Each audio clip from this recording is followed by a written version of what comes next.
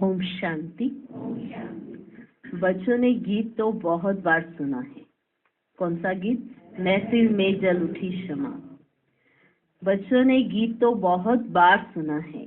नए बच्चे फिर नए से सुनते होंगे। जबकि बाप आते हैं तो आकर अपना परिचय देते हैं। बच्चों को परिचय मिला हुआ है। जानते हैं अभी हम बेहद के माता पिता की संतान बने हैं। जरूर मनुष्य सृष्टि का रचयिता माता पिता होगा, परंतु माया ने मनुष्यों की बुद्धि बिल्कुल डेड कर दी है। बिल्कुल डेड कर दी है। इतनी साधारण बात बुद्धि में नहीं बैठती।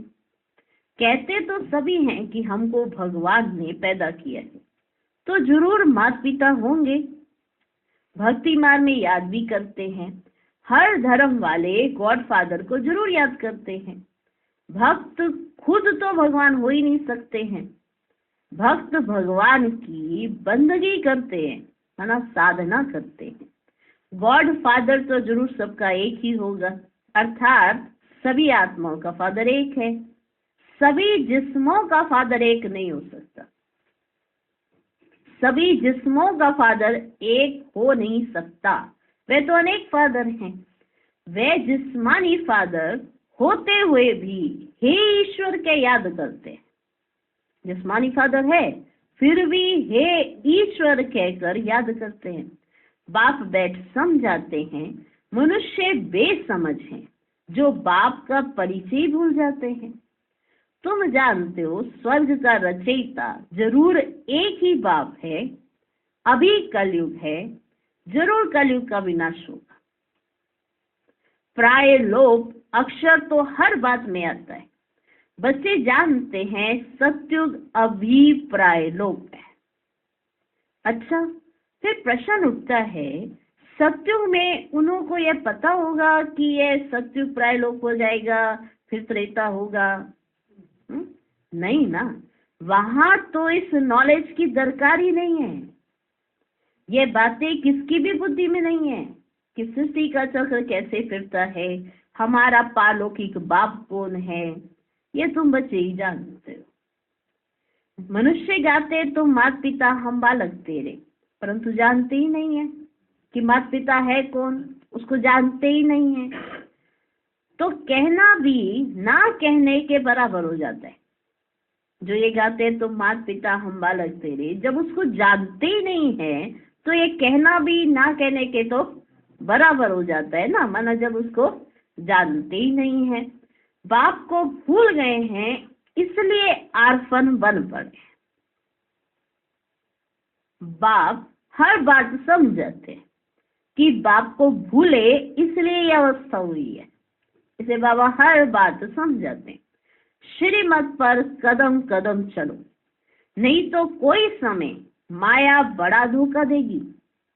माया है ही धोखेबाज। माया से लिबरेट करना ये बाप का ही काम है। रावण तो है ही दुख देने वाला, बाप ही है सुख देने वाला। मनुष्य इन बातों को समझ ही नहीं सकते। वे तो समझते हैं, क्या समझते? दुख सुख भगवान ही देते हैं। बाप समझाते हैं मनुष्य दुखी बनने के लिए शादियों में कितना खर्चा करते हैं। दुखी बनने के लिए कितना खर्चा करते हैं शादियों में। आसानी से शादी नहीं करेंगे, पूरा धूमधाम एकदम सब कुछ स्वार करेंगे, खर्चा करेंगे। कितना खर्चा करते हैं। जो पवित्र पौधे हैं उनको अपवित्र बनाने का पुरुषार्थ किया जाता है। यह भी तुम समझ सकते हो, दुनिया नहीं समझती कि ये क्या कहा जा रहा है, क्यों कहा जा रहा है, कैसे कहा जा रहा है। दुनिया नहीं समझती इस बात को। ये विशेष सागर में डूबने के लिए कितनी सेरेमनी करते हैं। ये डूबने जा रहा हो कोई और उसका श्रृंगार किया जा रहा हो, मरने जा रहा हो और उसको तैयार किया जा रहा हो, गिरने जा रहा हो और उसकी पूरी तैयारी की जा रही, बैंड बाजा पूरी सेरेमनी मनाई जाती है। उनको ये पता ही नहीं है कि सत्युग में यह विष होता नहीं। तो कहते ना सत्युग में भी तो शादी होती है। शादी से बात वो नहीं है, पर ये विश्व सतयुग में नहीं होता है। वह है ही क्षीर सागर, इसको विषय सागर कहा जाता है। वह है संपूर्ण निर्विकारी दुनिया।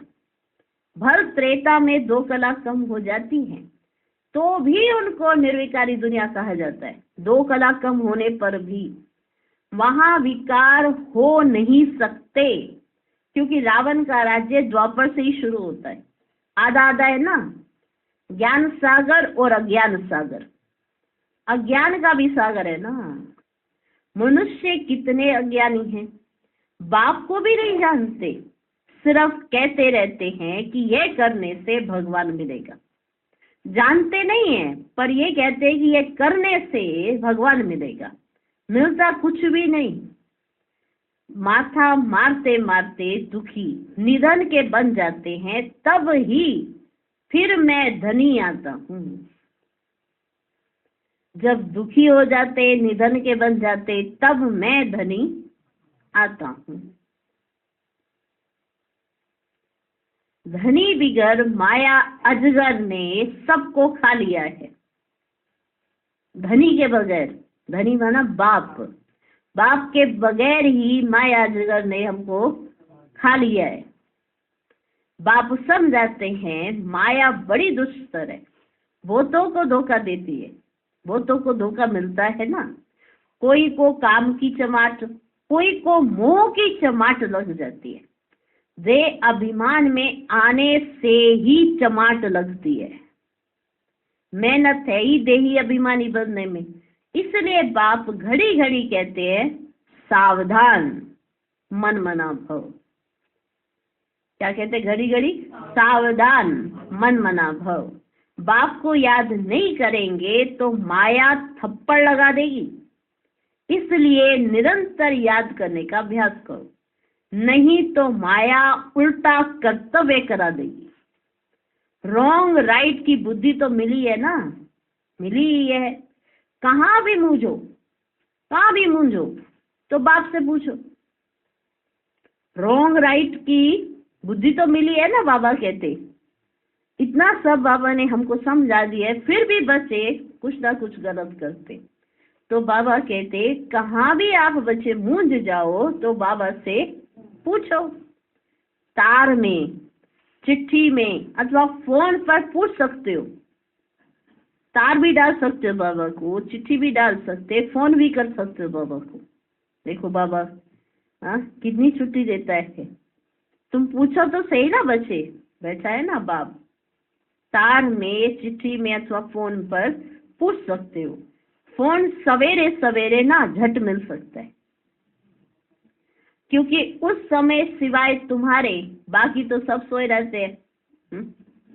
तो सवेरे के समय जो फोन होता है ना झट मिलता है। तो फोन पर तो पूछ सकते हो। बाबा कहते दिन प्रतिदिन फोन आदि की आवाज भी ना सुधारते रहते हैं। अभी तो बहुत ही सुधर गई। पहले तो तार डाली जाती थी, ट्रंकोल किया जाता था, फिर मैसेज दिया जाता था, फिर मिलाया जाता था, फिर मैसेज दिया जाता था, फिर जाके, और वो भी बहुत तेज आवाज करनी पड़ती थी, फिर जाके वहां तक आवाज जाएगी। अभी तो इतनी भी धीरे बोलोगे तब भी आवाज चली जाएगी। तो बाबा ने कहा दिन प्रतिदिन फोन आदि की आवाज भी सुधारते रहते, परंतु गवर्नमेंट है गरीब। गवर्नमेंट है गरीब तो खर्चा भी ऐसे ही करती है। इस समय तो सब जड़ जड़ीभूत अवस्था वाले तमो प्रधान है, फिर भी खास भारतवासियों को रजो तमोगुनी क्यों कहा जाता है? सब तमो प्रधान है, फिर भी खास भारतवासियों को रजो तमोगुनी क्यों कहा जाता है? क्योंकि यही सबसे ज्यादा सतो प्रधान थे। माना उस समय सोचो, रजो तमोगुनी कहा जाता था, क्योंकि यही सबसे ज्यादा सत्व प्रधान थे। दूसरे धर्म वालों ने तो ना तो इतना सुख देखा है और ना दुख देखना है। वे अभी सुखी हैं, तब तो इतना अनाज आदि बेचते रहते हैं। उन्हों की बुद्धि रजो प्रधान है, उन्हों की बुद्धि रजो प्रधान है। विनाश के लिए कितनी इन्वेंशन करते हैं, परंतु उनको यह पता नहीं पड़ता है, इसलिए उनको बहुत चित्र आदि भेजने पड़े, तो उनको भी पता पड़ेगा, आखिरी समझेंगे ये चीज तो बड़ी अच्छी है। इन पर लिखा हुआ है गॉड फादरली गिफ्ट। जब आफत का समय होगा ना तो आवाज निकलेगा, फिर समझेंगे बरोबर ये हमको मिला था, हमको ये मैसेज मिला था। इन चित्रों से बहुत काम निकलेगा। बाप को बेचारे जानते ही नहीं हैं, सुखदाता तो वह एक ही बात है, सब उनको याद करते हैं। चित्रों से अच्छी रीति समझ सकते हैं। अभी देखो 3 पैर पृथ्वी के भी नहीं मिलते और फिर तुम सारे विश्व के मालिक बन जाते हो। अभी तुम्हें 3 पैर पृथ्वी के नहीं मिलते और फिर तुम सारे विश्व के मालिक बन जाते हो। यह चित्र विलायत में भी बहुत सर्विस करेंगे। बच्चों को इन चित्रों का इतना कदर नहीं है। खर्चा तो होना ही है। राजधानी स्थापन करने में उस गवर्नमेंट का करोड़ों रुपया खर्च हुआ होगा और लाखों मरे।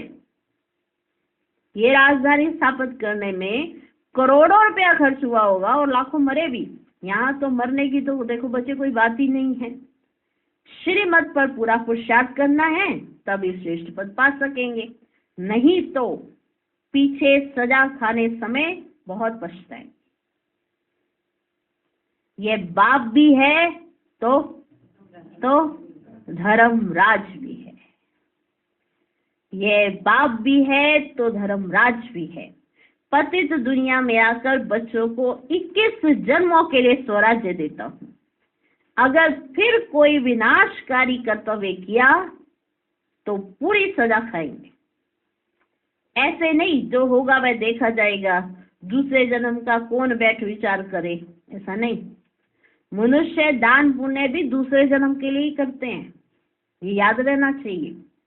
तुम अभी जो करते हो ना वह 21 जन्मों के लिए। वे जो कुछ करते हैं अल्पकाल के लिए, एवजा फिर भी उनको नरक में ही मिलेगा। तुमको तो स्वर्ग में एवजा मिलना है, रात दिन का फर्क है। तुम स्वर्ग में 21 जन्मों के लिए प्रारब्ध पाते हो। हर बात में श्रीमत पर चलने से बेड़ा पार है। बाप कहते तुम बच्चों को नैनों पर बिठाकर बड़े आराम से ले जाता हूं। तुमने बहुत दुख उठाए है ना, अब कहता हूं तुम मुझे याद करो। तुम नंगे आए थे, ये पाठ बजाया, अब फिर वापस जाना है। ये तुम्हारा अविनाशी पाठ है। इन बातों को कोई भी साइंस घमंडी समझ नहीं सकते। आत्मा इतना छोटा स्टार है, उनमें अविनाशी पाठ सदैव के लिए भरा हुआ है, ये कभी समाप्त नहीं होता। बाप भी कहते हैं मैं भी तो क्रिएटर और एक्टर हूँ, मैं भी तो क्रिएटर और एक्टर हूँ। मैं कल्प कल्प आता हूँ पाठ बजाने के लिए। कहते हैं परमात्मा मन बुद्धि सहित चैतन्य नॉलेजफुल है, लेकिन क्या चीज है ये कोई नहीं जानते। जैसे तुम आत्मा स्टार मिसल हो ना बच्चे, मैं भी स्टार हूँ। भक्ति मार्ग में भी मुझे याद करते हैं क्योंकि दुखी हैं। मैं आकर तुम बच्चों को अपने साथ ले जाता हूँ। मैं भी पंडा हूँ। मैं परमात्मा तुम आत्माओं को ले जाता हूँ, शरीर को नहीं, तुम्हारे शरीर को ले जाऊंगा। मैं तुम आत्माओं को ले जाता हूँ। आत्मा ना बच्चे मच्छर से भी छोटी है। जो मच्छर देखते हो ना उससे भी छोटी है। ये समझ भी तुम बच्चों को अभी मिलती है। कितना अच्छी रीति समझाते हैं ना बाबा, देखो कितना अच्छी रीति समझाते हैं। बाप कहते तुमको विश्व का मालिक बनाता हूँ, बाकी दिव्य दृष्टि की चाबी मैं अपने पास ही रखता हूँ, तुमको नहीं दे सकता। तुम्हें विश्व का मालिक बना देता हूँ, बाकी दिव्य दृष्टि की चाबी मैं अपने पास रखता हूँ। ये किसको नहीं देता हूँ, किसको भी नहीं देता हूँ। ये भक्ति मार्ग में मेरे ही काम में आती है। बाप कहते हैं मैं तुमको पावन पूज्य बनाता हूँ, माया पतित पुजारी बनाती है। समझाते तो बहुत है। बाबा समझाते तो बहुत है, परंतु कोई बुद्धिवान समझे, बुद्धिवान ही समझे। मैं इतना समझाने पर भी अगर ना समझे तो क्या समझे। कईयों का चेहरा ही ऐसा होता है ना, फिर बाबा को कहते हो बाबा हमारा चेहरा ही ऐसा है, आपको पता नहीं पड़ता होगा समझे कि नहीं समझे, पर हम समझ गए हैं, अंदर से समझे। जो अंदर से समझे उनकी शक्ल पे पता चल जाता है कि ये कितना समझे। समझाते तो बहुत है बाबा, परंतु कोई बुद्धिवान समझे। बाबा कहते हैं ये जो टेप मशीन है ना, बहुत अच्छी चीज है। ये जो टेप मशीन है बहुत अच्छी चीज है। बच्चों को मुरली तो जरूर सुननी है। बहुत सिकिलदे बच्चे हैं, बहुत सिकिलदे बच्चे जो मुरली सुनते हैं मन। बाबा ने कहा बच्चों को मुरली तो चाहिए ना, तो बाबा जो सुनाते हैं टेप मशीन में वैसे ही रिकॉर्ड हो जाता है, कुछ भी इधर उधर नहीं होता है, फेर बदल नहीं होता है। फिर बाबा कहते थे सबसे अच्छी सर्विस है बोलिए टेप मशीन है, एक्यूरेट रिपीट करती है। जो बाबा कहता है वही, इसमें कोई मनोवत मिक्स नहीं करती है टेप मशीन। बहुत अच्छी चीज है। बच्चों को मुरली तो जरूर सुननी है। बहुत सीख लदे बच्चे हैं, बाबा को बांधेली गोपिकाओं पर बहुत तरस पड़ता है। बाबा की मुरली सुनकर बहुत खुश होंगे। आजकल तो और ही बहुत बड़े बड़े साधन आ गए हैं, तो बाबा की मुरली उनके पास झट पहुंच सकती है। बांधेली भी है तो भी उनके पास पहुंच सकती है। तो बाबा की मुरली सुनकर वो बहुत खुश होंगे। बच्चों की खुशी के लिए क्या नहीं करना चाहिए, बाबा कहते बच्चों की खुशी के लिए क्या नहीं करना चाहिए। बाबा को तो रात दिन गांव की गोपिकाओं का ख्याल रहता है, जो पहुंच नहीं सकती है, जो बाबा से मिलने के लिए आ नहीं सकती है, तो बाबा को ना रात दिन उन गोपिकाओं का ख्याल रहता है। नींद भी फिट जाती है। क्या युक्ति रचें, कैसे बच्चे दुख से छूटे। कोई तो फिर दुख में फंसने के लिए भी तैयारी करते हैं, मतलब बाबा उन बच्चों को छुड़ाना चाहते हैं जो दुख में फंसे हुए हैं, और बाबा के पास कई ऐसे बच्चे जो दुख में फंसना चाहते हैं, वो तैयारी करते हैं। कोई तो पुरुषार्थ करते हैं वर्षा लेने का, तो कोई फिर फारकती देने का भी पुरुषार्थ करते हैं। दुनिया तो आजकल बहुत खराब है, बाबा कहते। कोई बच्चे तो बाप को मारने में भी देरी नहीं करते हैं। बेहद का बाप कितना अच्छी रीति समझाते हैं, मैं बच्चों को इतना धन दूंगा ना, इतना धन दूंगा जो ये कभी दुखी नहीं होंगे। आज दुख क्यों है? धन नहीं है, कोई प्रॉपर्टी नहीं है, कोई धन ही नहीं है, तो दुख है। तो बाबा कहते मैं इतना धन देकर जाऊंगा इनको कि दुखी, जब भरपूर हो जाएंगे तो कौन किससे लड़ेगा। हर एक के पास अपनी अपनी प्रॉपर्टी होगी, अपना अपना धन होगा, कोई और जिज्ञासा ही नहीं होगी, कोई लालसा ही नहीं होगी, कोई किसी का कुछ लूटेगा नहीं, कोई घसूटेगा नहीं, कोई मारेगा नहीं, कोई पीटेगा नहीं। बाबा कहते मैं इतना धन देकर जाऊंगा जो ये कभी दुखी नहीं होंगे। तो बच्चों को भी इतना रहम दिल बनना चाहिए कि सबको सुख का रास्ता बताए। आजकल तो सभी दुख देते हैं, बाकी टीचर कभी दुख का रास्ता नहीं बताएंगे। वे पढ़ाते हैं, पढ़ाई सोर्स ऑफ इनकम है ना, पढ़ाई से शरीर निर्वाह करने लायक बनते हैं। माँ बाप से भर वर्षा मिलता है, परंतु वे क्या काम का। वर्षा तो माँ बाप से मिलता है, लेकिन वो काम कैसे, अगर लायक ही ना हो बच्चा तो, नालायक हो तो झट में ही पूरा वर्षा उड़ा देगा ना। तो बाबा कहते अगर माँ बाप से जो वर्षा मिलता है, परंतु वे क्या काम का। जितना जास्ती धन उतना पाप बहुत करते हैं। फिर किसी के पास बहुत धन है तो वो पाप भी बहुत जास्ती करते हैं। नहीं तो तीर्थ यात्रा करने बड़ी नम्रता से जाते हैं। कितनी नम्रता से जाते थे पहले, आज जाते हैं उतनी नम्रता से। हाँ, बाबा बता रहे हैं, आज के हालात तो दिखा रहे हैं। पहले भगवान को इतनी श्रद्धा से, इतनी लगन से याद किया जाता था, पवित्र रहा जाता था। रास्ते में कुछ भी इधर उधर नहीं देखेंगे, कुछ अपशब्द नहीं बोलेंगे, कुछ ऐसा नहीं खाएंगे, कुछ ऐसे वायात बातें नहीं करेंगे, इतना ध्यान रखा जाता।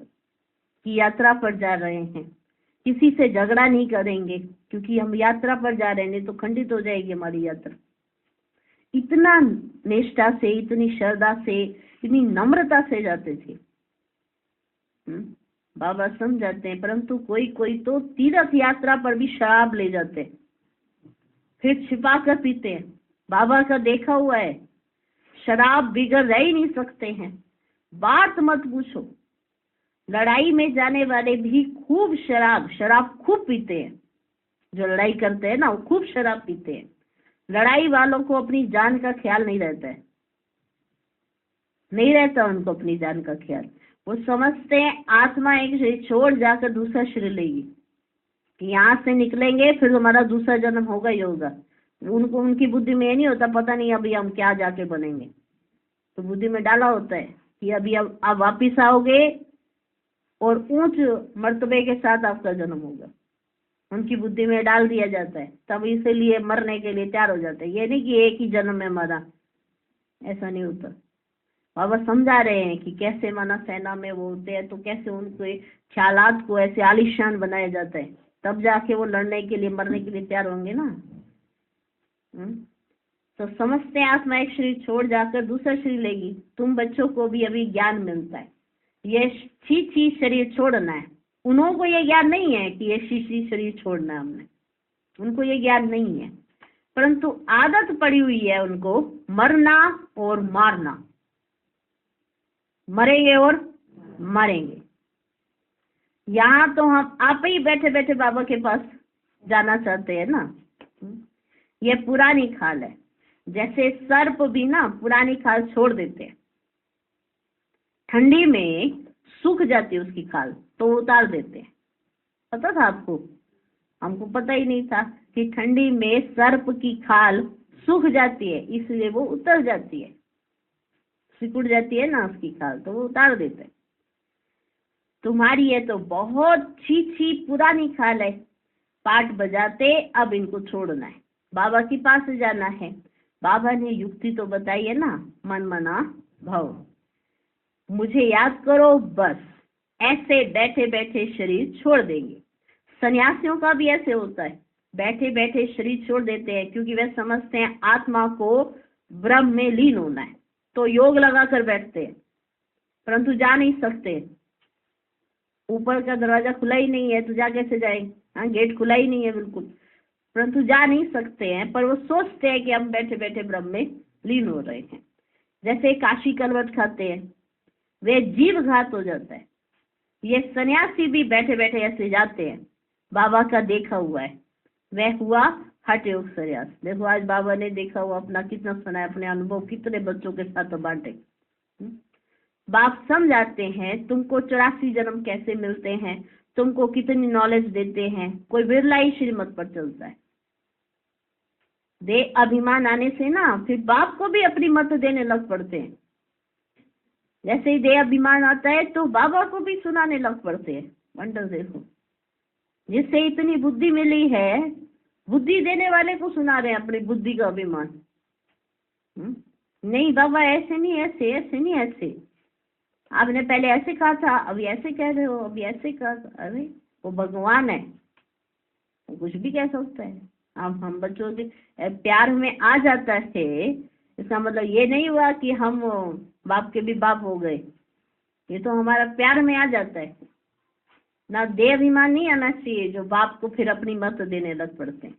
बाप समझाते हैं देही अभिमानी बनो, मैं आत्मा हूँ, बाबा आप ज्ञान के सागर हो, बस बाबा आपकी राय पर ही चलूंगा।